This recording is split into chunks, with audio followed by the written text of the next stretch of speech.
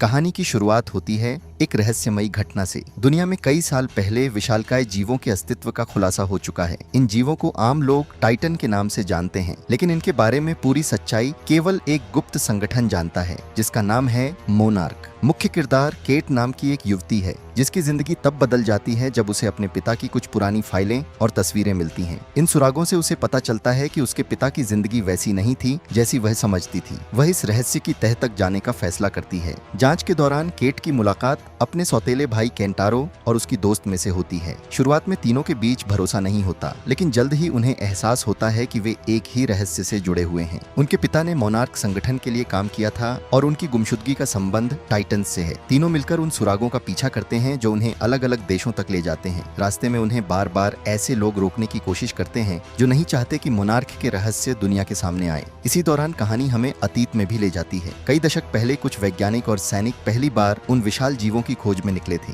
उनमें ली शॉ, बिल रांडा और कीको नाम की वैज्ञानिक शामिल थी। उनका मिशन था यह पता लगाना कि आखिर ये रहस्यमयी जीव कहां से आते हैं। एक अभियान के दौरान उनकी टीम का सामना एक विशाल दानव से होता है। वह जीव इतना शक्तिशाली होता है कि पूरी टीम की जान खतरे में पड़ जाती है। किसी तरह वे बच निकलते हैं, लेकिन उन्हें समझ आ जाता है कि इंसानों की दुनिया अकेली नहीं है। इसके बाद मोनार्क संगठन की स्थापना होती है। संगठन का उद्देश्य होता है इन टाइटन्स पर नजर रखना और पूरी दुनिया को सुरक्षित रखना। लेकिन समय के साथ यह संगठन इतना गोपनीय बन जाता है कि इसके अपने ही कई राज्य छिपे रह जाते हैं। वर्तमान में केट और उसके साथी धीरे धीरे समझते हैं कि उनके पिता केवल वैज्ञानिक नहीं थे, बल्कि वे एक ऐसे मिशन पर थे जो पूरी मानवता के भविष्य से जुड़ा था। जैसे जैसे वे आगे बढ़ते हैं, उन्हें कई खतरनाक परिस्थितियों का सामना करना पड़ता है। कभी बर्फीले पहाड़, कभी घने जंगल और कभी वीरान इलाकों में उन्हें ऐसे निशान मिलते हैं जो बताते हैं कि टाइटन्स अभी भी दुनिया में सक्रिय हैं। एक समय ऐसा आता है जब उनका सामना एक विशालकाय जीव से होता है। उसकी मौजूदगी से पूरा इलाका हिलने लगता है, इमारतें टूटने लगती हैं और लोगों में अफरा तफरी मच जाती है। लेकिन यह जीव